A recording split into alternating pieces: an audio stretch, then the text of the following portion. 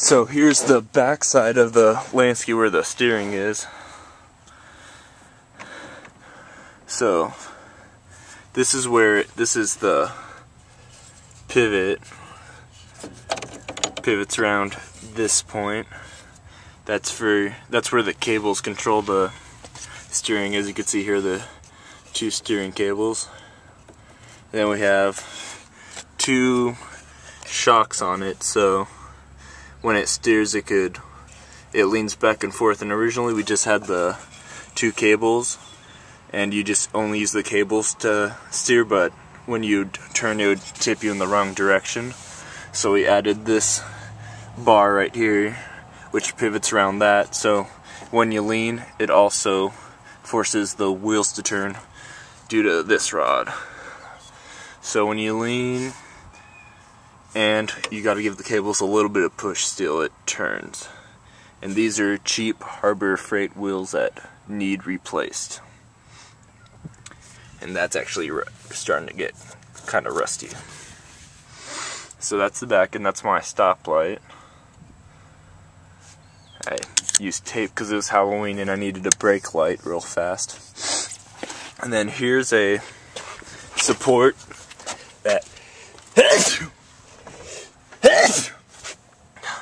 here's a support that runs from the back up to the front. There's one on the other side too, and that helps support this bar, you know, from side by side since it's out from the center so far. That's the main attachment. And then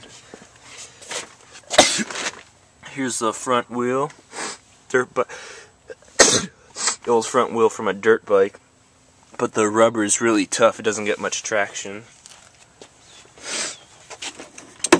So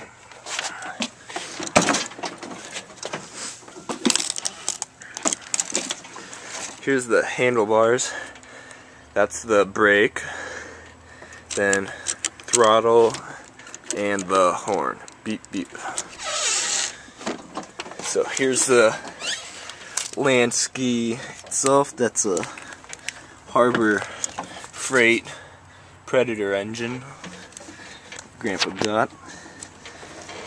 And there's a centrifugal clutch, and then that chain goes up to a jack shaft.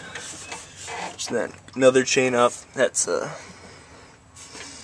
just a little guard because it was rubbing. And then up in the very front there's a second jack shaft, but that one's really hard to get to. You have to drop out the whole motorcycle swing arm every time you want to work on it, but I'll try to get video of it.